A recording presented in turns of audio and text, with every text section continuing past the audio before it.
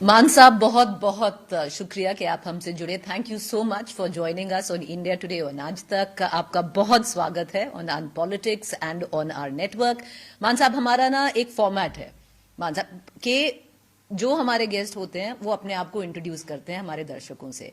तो भगवंत मान जी जो चीफ मिनिस्टर हैं पंजाब के, अपने आप को कैसे इंट्रोड्यूस करेंगे?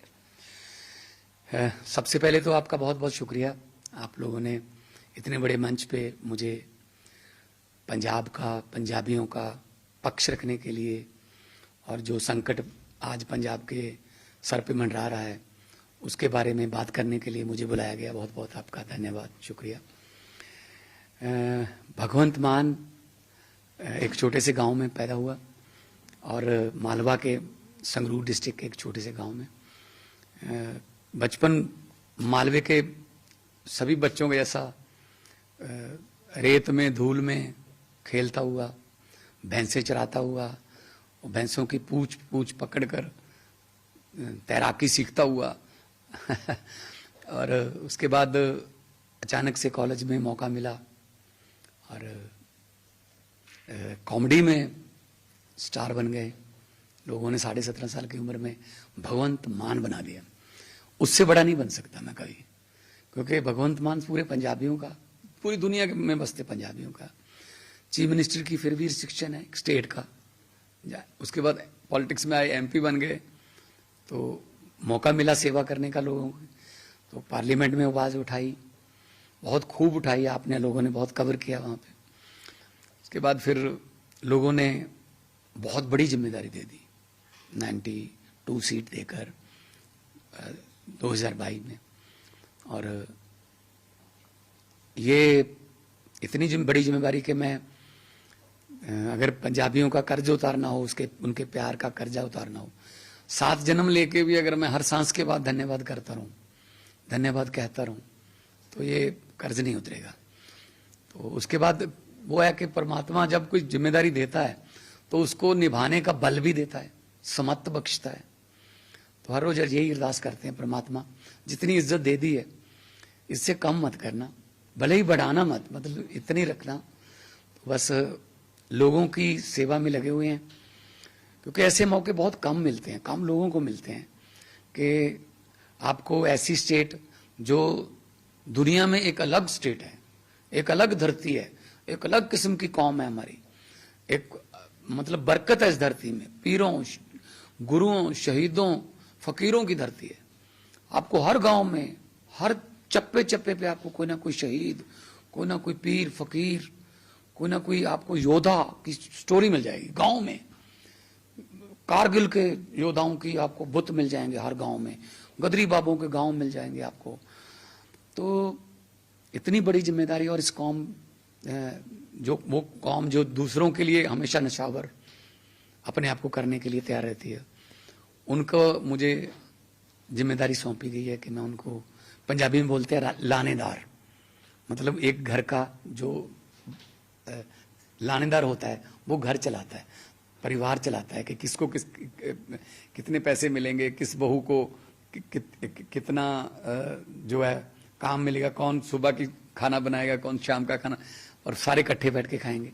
तो पंजाब को अगर मैं एक परिवार समझूं तो मुझे लानेदार चुन लिया उन्होंने, और मैं वो पंजाब के सीएम के तौर पे कह लो आप। जब पंजाब के वो कहते हैं कि मुख्यमंत्री, मैं कहता हूँ मैं दुख्यमंत्री हूँ, कि पंजाब के जितने भी दुख हैं वो हमारे पास आते हैं, और हम उनको कोशिश करते हैं कि पंजाब में कोई भी चूल्हा जो है वो ऐसा ना हो जिसमें आग ना बले। हम तो दूसरों के पेट पालने वाले हैं, अब ये संकट तो हमारे अपनों पे आ गया, तो जितना हो सकेगा पंजाब के लिए जान हाजिर है, हर धड़कन में पंजाब बसता है। यही मेरी इंट्रोडक्शन है। मैं पंजाब में मुख्यमंत्री के तौर पे जिम्मेदारी निभा रहा हूँ। सर, आपने इन 3 मिनट में पूरी जर्नी इनकैप्सुलेट कर दी। एक भगवंत जो एक बच्चा था, जुगनू जो एक कॉमेडियन था, और मान साहब जो अब सीएम बन गए। मान साहब, अब पंजाब एक ऐसे दौर से गुजर रहा है, दुआओं की बात कर रहे हैं कि पंजाब को भी अब दुआएं चाहिए और मदद चाहिए। आपने खुद बोला, और जो भी हालात हैं अभी, Punjab is going through one of the worst flood, सबसे बुरा जो फ्लड्स हैं इसी बार पंजाब के ऊपर आए हैं। आपने इसका एस्टिमेट 13,800 करोड़ का दिया है।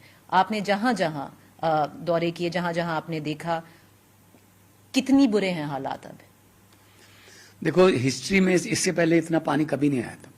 1988 में 11 लाख क्यूसेक के आसपास पानी आया था। अभी हमारे पास 16 लाख के आसपास, 16 लाख क्यूसेक के आसपास पानी आ चुका है। और गनीमत यह है कि, संजोग कह लीजिए, अच्छी बात कह लीजिए कि इस बार घग्गर ने बिल्कुल नुकसान नहीं किया। अदरवाइज घग्गर, थोड़ी सी बारिश के बाद घग्गर टूट जाता था। घग्गर मालवा में से निकल रहा है सारा, यहाँ जीरकपुर से शुरू हो जाता है, वो मूनक तक, जाखल तक, फिर हरियाणा में चला जाता है, सूरतगढ़ तक जाता है घग्गर। तो घग्गर को तो संभाल लिया हमने, तो घग्गर में नुकसान नहीं किया। अब तो थोड़ा पानी कम होने लगा। सतलुज ने भी नुकसान नहीं किया, क्योंकि सतलुज भी मालवा में से जाता सारा, ज़्यादा सतलुज ने इतना नहीं किया, थोड़ा बहुत हुआ है। जहाँ कोई दरिया है, दरिया का कोई किनारा नहीं होता, कहीं ना कहीं से निकल जाता है। लेकिन सबसे ज़्यादा नुकसान जो है ब्यास और रावी का हुआ है, क्योंकि ऊपर से पानी बहुत ज़्यादा आ गया कि मतलब पहाड़ों के पहाड़ बाढ़ में बह के आ गए। अब हिमाचल वाले भी कैसे रोक सकते हैं, ग्रेविटी है, कुदरती बहाव है। तो उसके बाद फिर आता गया ऊपर से पानी, और कई बार बादल फटे। जो बादल फटने का सिलसिला शुरू हो गया, उसमें तो चेतावनी का टाइम भी नहीं मिलता, ना ही उनको, हिमाचल वालों को टाइम मिला कि बादल फट गया जी, आपके पास पानी आने वाला है। मतलब ना, बहुत कम टाइम मिलता है। हमको जितना भी टाइम मिला हमने इवैक्यूएशन की है, कम से कम जान की नुकसान, कम से कम जान का नुकसान जो हो, ताकि बचा लें लोगों को। बहुत 20 हेलीकॉप्टर हमारे हमें फौज से मिले। अपने वाला हेलीकॉप्टर भी मैंने दे दिया था कि चलो ऐसा है कि निकालते हैं लोगों को। पर क्या है ना जी, कि लोग इमोशनली बहुत अपने घरों से जुड़े हुए हैं। मतलब बड़ी मुश्किल से, अगर हम 100 बंदे को कहते थे कि हेलीकॉप्टर आ रहा है, आप आ जाइए, रस्सी पकड़ लीजिए, आपको कहते नहीं, हमें दूध दे दीजिए, हमें कुछ खाने को दे दीजिए, हम घरों पे छतों पर बैठे हैं, हम घर नहीं छोड़ेंगे। अब 100 को अगर आवाज़ लगाते थे, बड़ी मुश्किल से 15 से 20 आते थे।